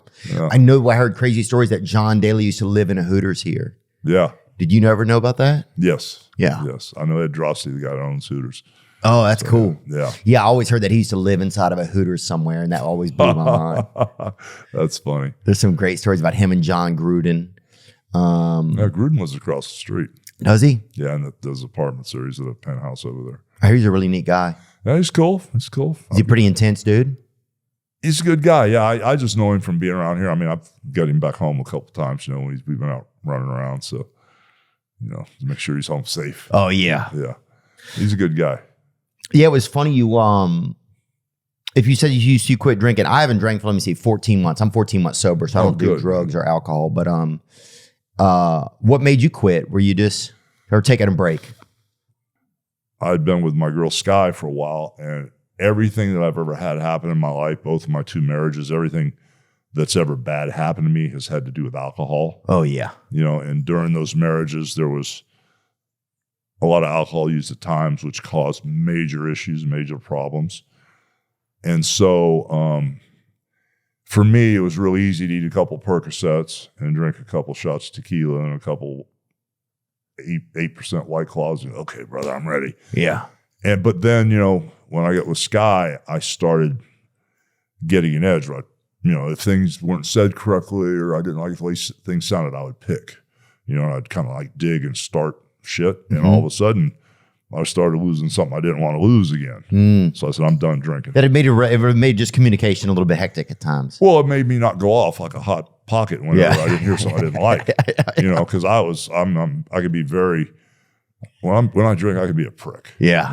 And real quick on the trigger finger, especially with men. Yeah. And men have probably tried you a lot over the years, huh? Because you were. I've had some issues, yeah. But I got to tone my thing down. I'm tired of getting sued all the time, So yeah, the main thing was that. Is there other stuff that you want to do with your life? You've had a really amazing life. Do you feel like it went by so fast sometimes? Or do you when you look back on your life, and you still have, you could still probably live for another 25 years, or maybe 30, I don't know. You could live forever. Maybe, I don't know what your plan is, but do you feel like, was it like you were always looking for like a sense of accomplishment, or what do you think was like your driving force a lot of the times? Probably the thing that really pushed me more than anything was, I didn't want to do the woe is me story, but I grew up and I didn't know I don't even want to say poor. I don't even want to say that. I grew up not knowing that we didn't have money. Mm-hmm. You know, my mom was a housewife. My dad worked construction. Mm-hmm. And I had one bicycle that got stolen. I never got another one. Yeah. And I had 2 little trucks to play with. I still had this little pink truck that I had, and I had a big yellow Tonka truck. And I played with that in the dirt all day because my dad was a construction worker. Oh, you wanted to be like him? Yeah.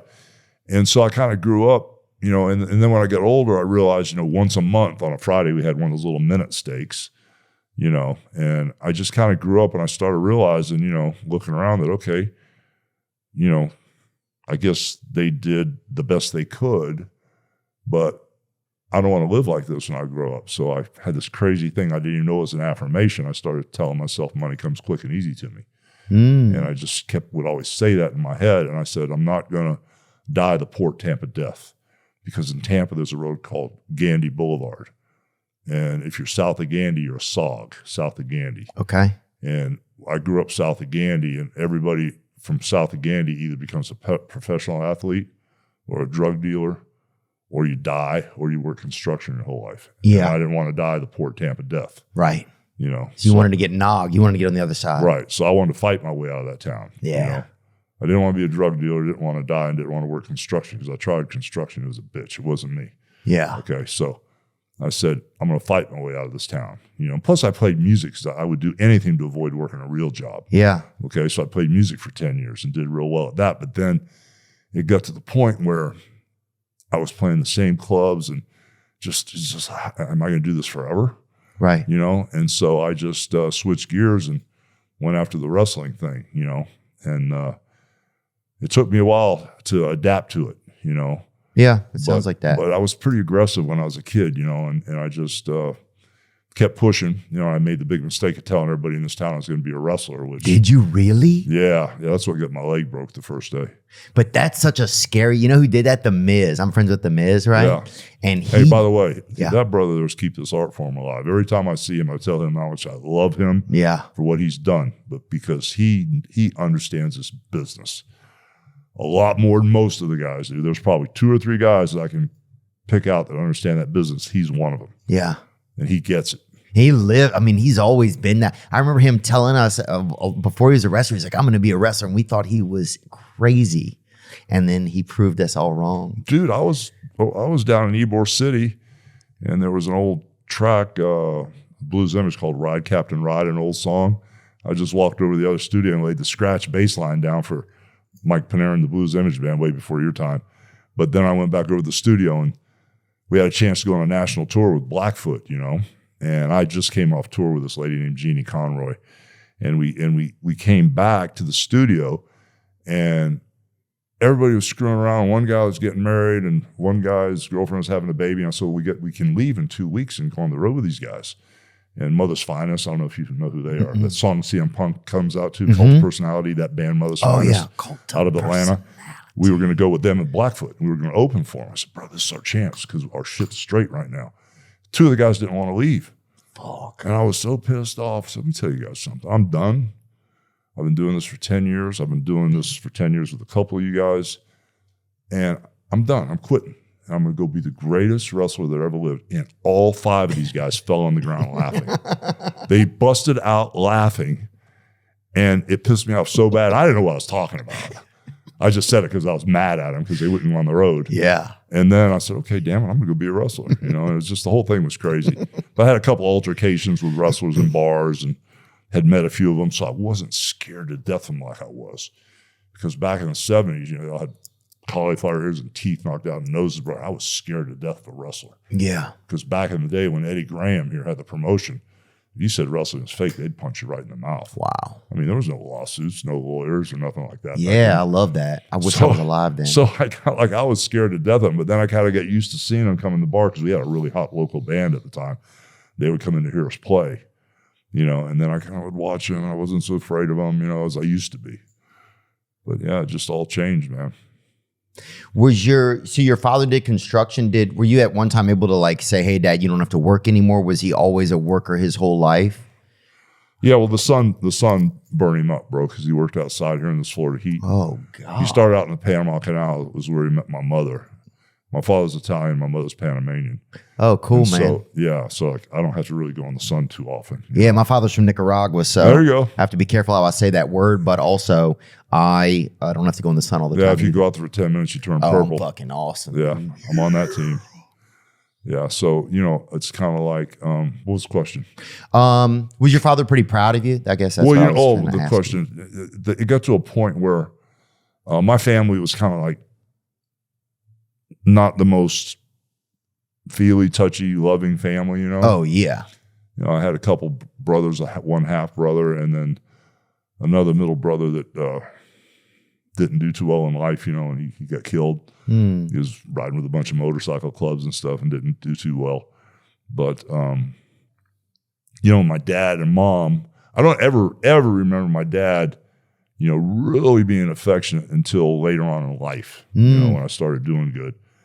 And I quit college after 4 years, which I should have had a degree, but I quit, go play music again. And that really didn't work too well. Probably made him nervous, huh? Yeah, and then when I told him I was going to be a wrestler, that really upset him, And then later on, I brought him up to Madison. Actually, the night I beat the Sheik, I brought my mom and dad up to Madison Square Garden to see that. And my dad had just retired, so I just, from that point on, I just paid for everything.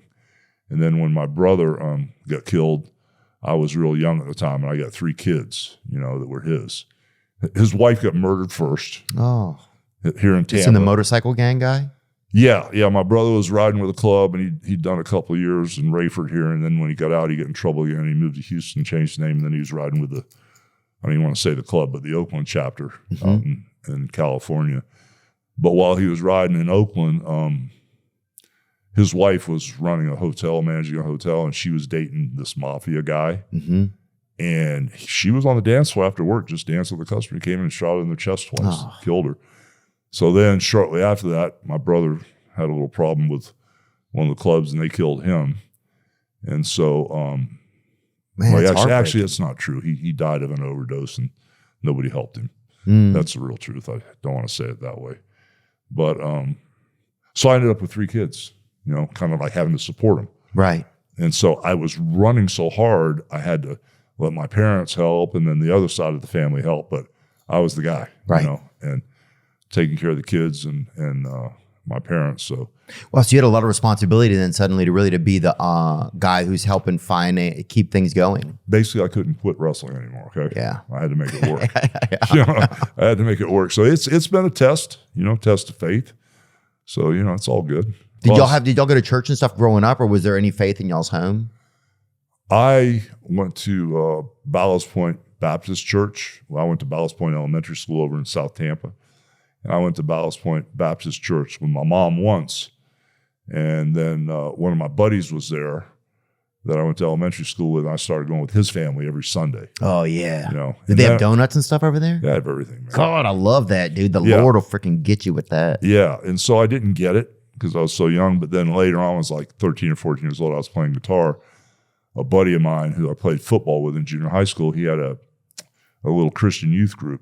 And he said, we need somebody to play guitar. So I went up there with this guy named Hank Lindstrom, and I started playing guitar. And then that's when I started listening to Scripture. And then when I heard the John 3:16, God so loved the world, He gave only begotten Son, that whoever believes in Him shall not perish but have everlasting life. Bam, it hit me, And I accepted Christ as my Savior when I was 14. I was saved, but then, of course, I derailed. Yeah. For a long time, and went back and forth to church every once in a while. And my first wife was Catholic, and that really wasn't my thing. My kids went to a Catholic school and went to a Catholic church. But I didn't feel, it didn't resonate with me. And then my second wife was spiritual, but she wasn't a believer, so that didn't work for me. And so this lady here is on the team. So we go to church every Sunday. Oh, nice. And it's a Christian, Indian Rocks Christian church. And it's nice having faith, huh? Actually, I took a buddy of mine with me today, a guy named Mel Chansey. He was the president of the Hells Angels chapter from Chicago. Really? The Baja? I was a 1%er. Yeah, I took him, and he was. This guy was too? Yeah. Oh, yeah. Oh, yeah. Sorry, Ventura just told me that so many times. Yeah. Yeah, but Mel, And he went with you guys today? Yeah, nice. he'll tell you the story. He told my minister today. He went away for 9 years. Oh, he was incarcerated. Yeah, for RICO and for a couple attempted murders, and then he came out and he found the Lord, and we reconnected. So and he's got his own little ministry thing on the internet. He does. Really, what's it called? Mel Chancey is his Yeah, name? Mel Chancey. It's John 3:16 devotional. Okay, Is that the name of it, Bo? John 3:16 I devotional. have to check him out. Is he pretty cool? Is he a pretty interesting guy? You'll dig him, bro. He's straight, man. He's really cool.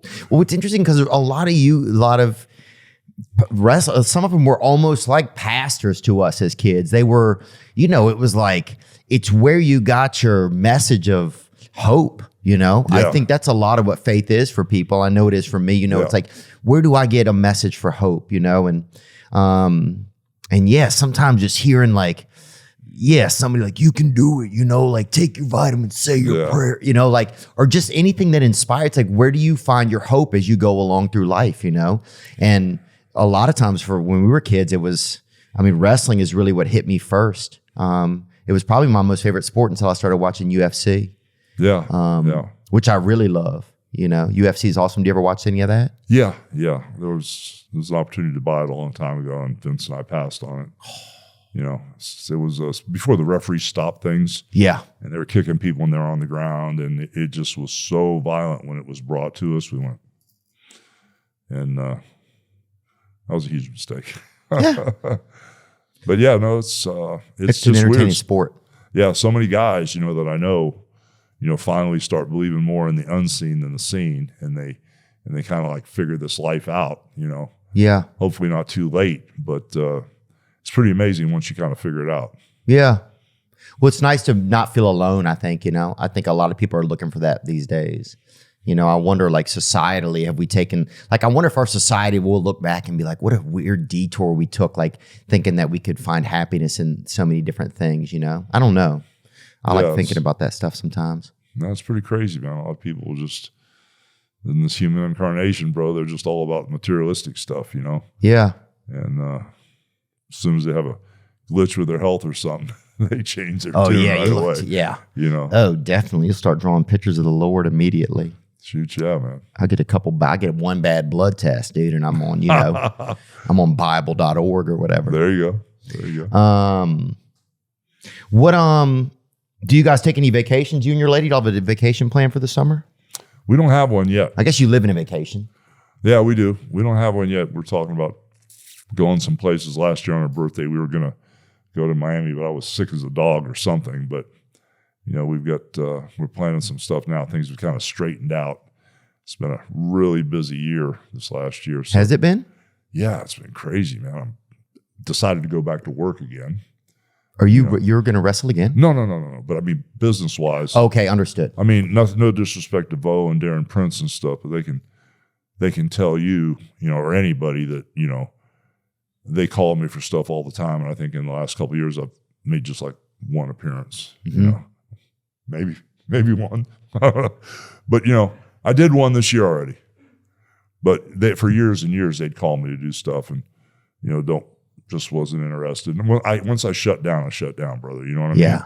Because I'm like a beach bum, and I'm not really into it. Good for you. So I mean, it's kind of like I've turned down a bunch of movies, whole bunch of TV. I mean, I get calls all the time. Oh yeah, TV, yeah. Because with the content I have now, with the bar and the restaurant, the retail store here, and the retail store in Atlanta, and my son's back here, and my daughter's here, and my new baby here's got 3 kids, and there's all kind of content, bro. And everybody's banging me all the time to do reality shows and stuff, and I'm just like, I just shut it all down. And even with appearances and autograph sessions, I mean, I use Vo and Prince Marketing, when I do stuff, and sometimes the WWE will call me to do stuff, and I'll just kind of, and I still work for them, and I'll kind of pass on that, or I'll do it. It just depends on what the weather's like, out back. Oh yeah. But no, I got in business with Tyson and all these guys to, for this whole wellness thing that we're moving forward on. Yeah, you guys have a CBD line, is that right? Yeah, we do. When's it come out? Bo, help me. August? Okay. Yeah, and this is some of the packaging and stuff, man. Oh, sweet. Let me see. Yeah, so it's we're going for oh, nice as a vape. Yeah. Yeah, we're going for the whole wellness aspect of it because after being in so much, look at you, bro. What is he gonna do? Yeah, sorry. What if every time I hit it, it made it so that's how I talked, bro?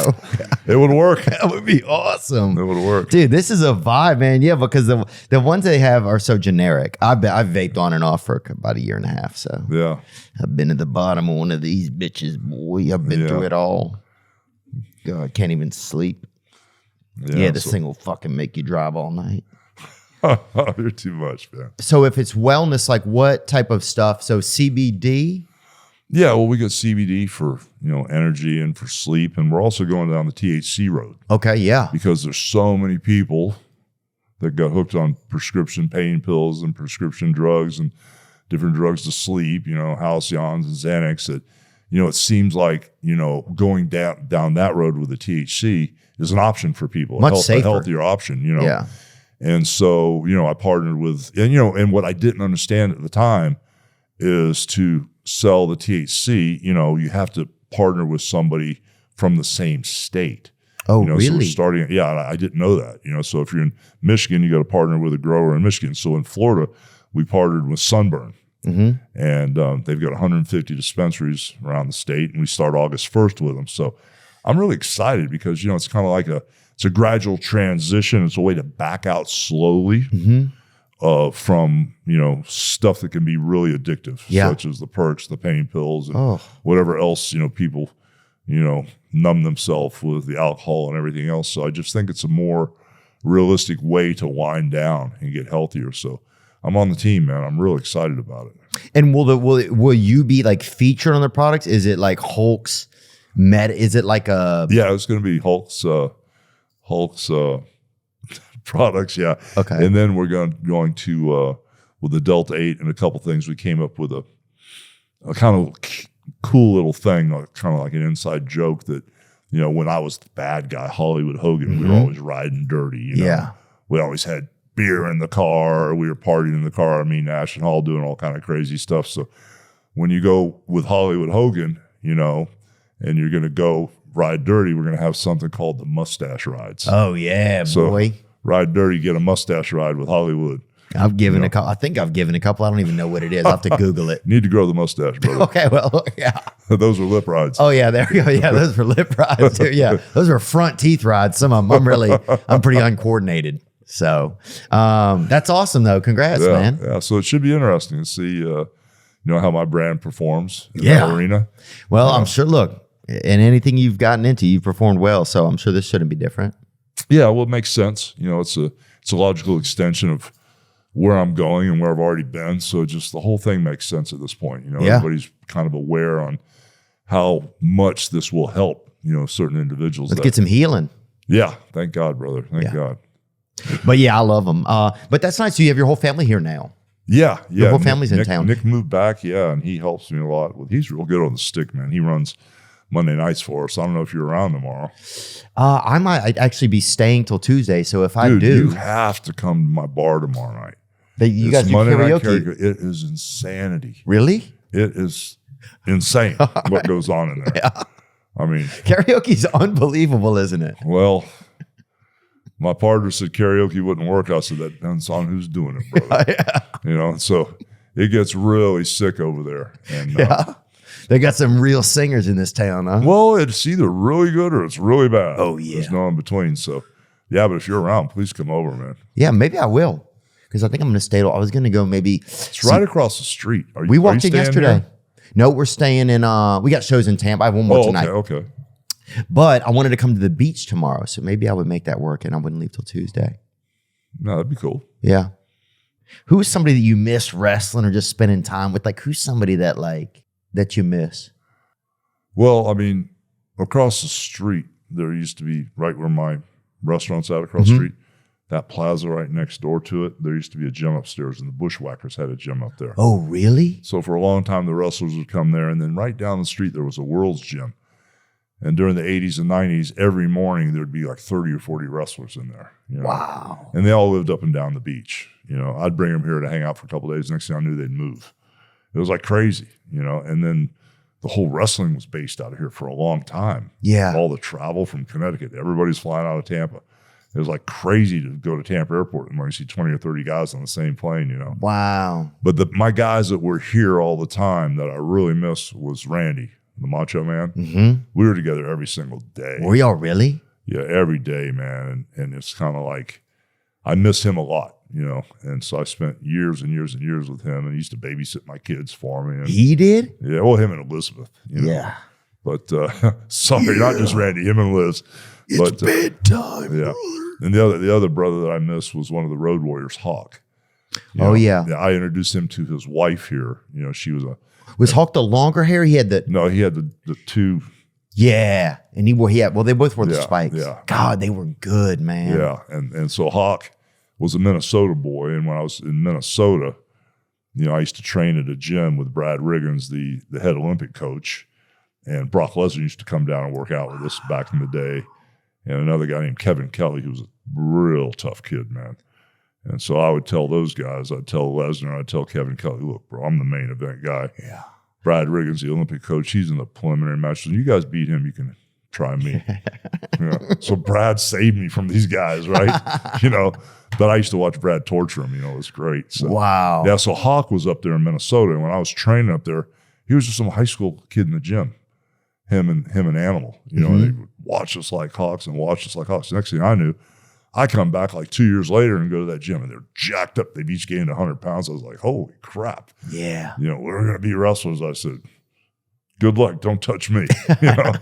And they went down to Atlanta and broke in. And they had a good gimmick. You know, Yeah. the Road Warrior thing worked. But I loved it. Hawk moved down here.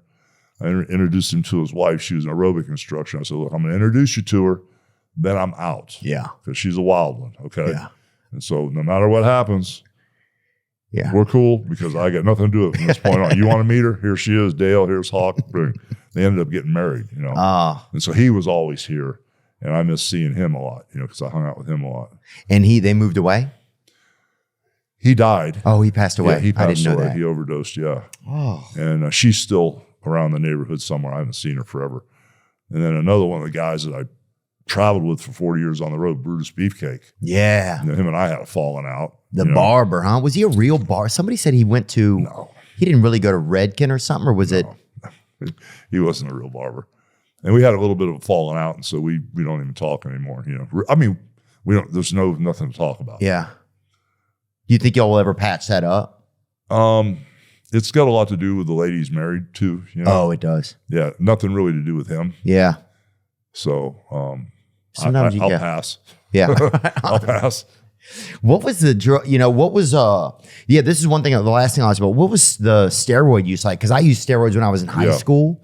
You know, we would get test 200 or 400. Right. I don't know. Somebody made us some 700 one time. One time we snuck it back from Mexico in like shampoo bottles and stuff. Yeah. So we'd have like soap, there would be like soap in it a little bit, dude. But we were using it, you know. Yeah. Was it pretty Was it pretty just a normal thing that people were using? Yeah. I mean, you know, it's like, I think it was 1990, it became illegal.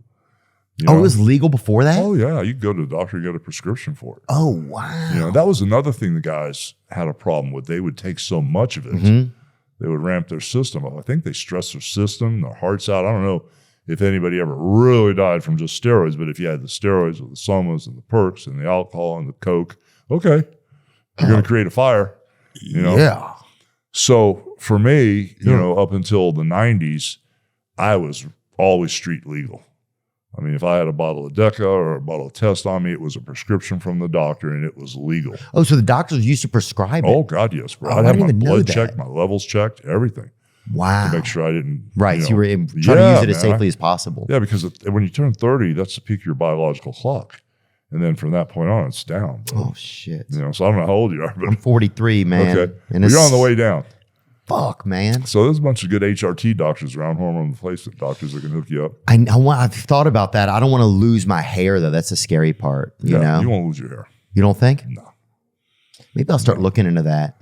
Yeah. But anyway, make a long story short, about 1990, and before then, everybody I knew, because I knew a lot of baseball players, I knew a whole lot of football players, I knew a lot of hockey players, all professional guys, they all used steroids. Mm-hmm.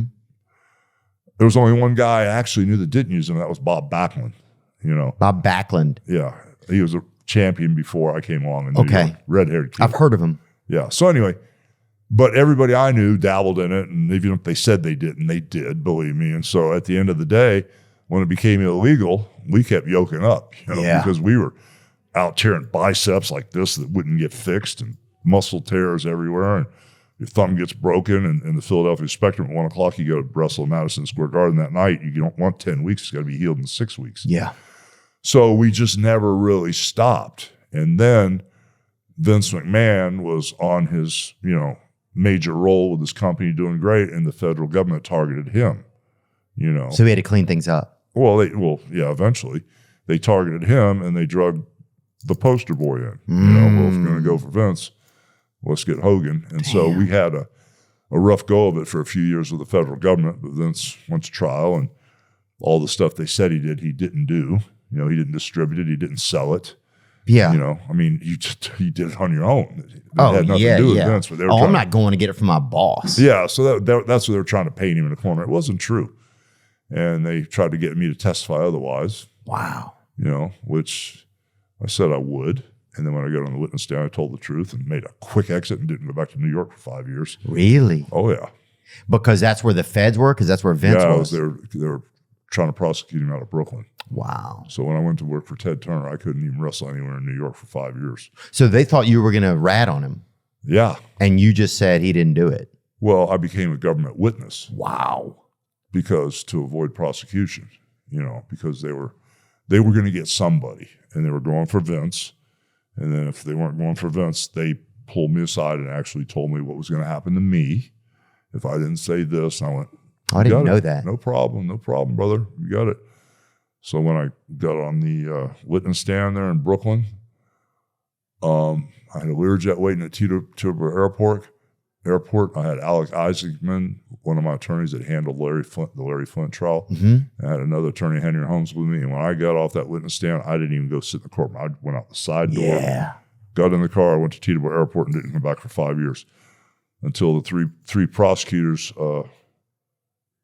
Charlie Rose, or either Charlie Rose or Sean O'Shea. One of them got busted with a bunch of kilos of coke, and then the other one died of cancer. I can't remember who was who. But the third guy, the head of the FBI, flagged him, and I became good friends. Oh, really? Yeah. So once that was over, then I went back to New York. Yeah. But yeah, it was a crazy run. They were just trying to target Vince and trying to do what the government always does to people. And he just basically didn't do anything they said he did, and he was not that guy. Yeah.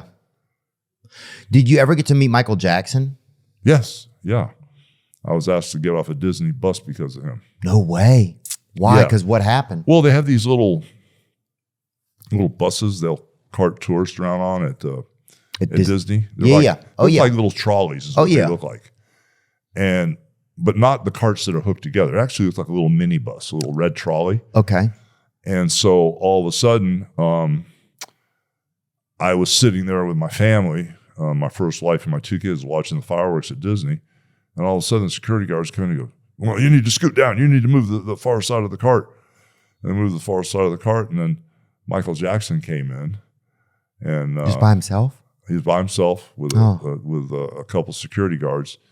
And he came over. He goes, I'm very sorry about them making you move. And I said, it's okay, brother. Not a big deal, man. It's all cool. I get it. Did you know it was him? Oh, yeah. Yeah. And so I really didn't talk to him other than that to say it was cool. But that's the only time I've met him was when they made us move down and get out of his way. I don't think they wanted us looking at him or anything. But he came down and apologized. Oh, he did? Yeah. Did he look like little, or did he seem like kind of not? What did he seem like? I don't know. I was just sitting down, and he looked like he does on TV to me. He had the black hat on, and he was all covered up and had the glove, this thin glove on. Because he was like that must have been interesting for you to see him, right? My daughter Brooke was flipping. She was like 7 or 8 years old. I can't remember, but but that's the only time I ever met him. He just was real polite, but the security guards were pricks. Yeah. But I understand why they had to do it. I get it. Yeah. Yeah, he's probably paying them a lot. Yeah, plus he didn't want his picture taken and didn't want to be asked for autographs, so I get it. Yeah. And what about Michael Landon? Did you ever meet him? No, I didn't. Why would you bring that up? I love Michael Landon. So do I. Yeah.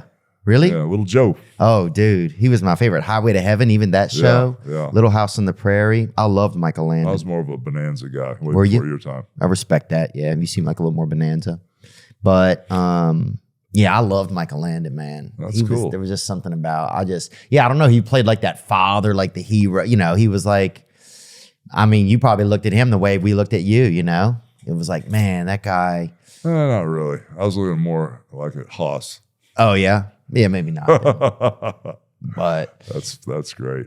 But yeah, Hulk, it's nice to meet you, man. And it's an brother. honor. And thank you so much for just being a great entertainer all these years, thank you, man. brother. Well, I'm glad you were a fan. I had no idea. Oh, yeah, man. I had no idea. That's We cool. needed you, dude. We fucking, I don't even know our TV. We would fucking balance the shit on the back and we would fucking hold each other's eyes open.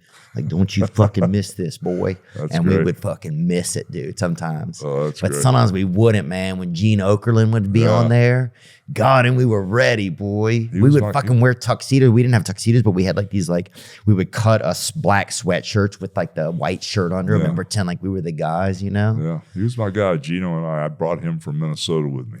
Yeah. I was in Minnesota and met him there. The Baja. And then when I went back to New York, when they wanted me to come back and do this crazy international thing with Vince Jr., I brought Mean Gene with me. He was my guy. Yeah, he seemed like a cool guy to have around, huh? Yeah. And was he just a little bitty guy?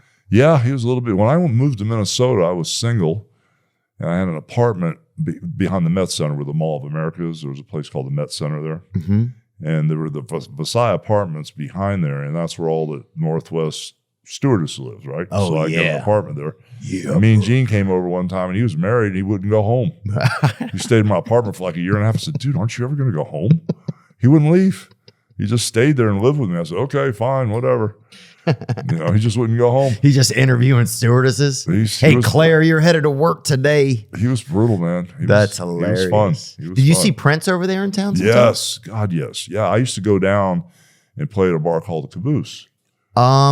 There was another bar was that the bar he played at all the time? Yeah, downtown Minnesota. Okay. Minneapolis. And then I played at Boyd's in the River all the time. There's a band called Fragile there. Bonkers is a place we used to. Are you familiar with Minnesota? Yeah, we used to go. What's that bar place we went to? Bonkers.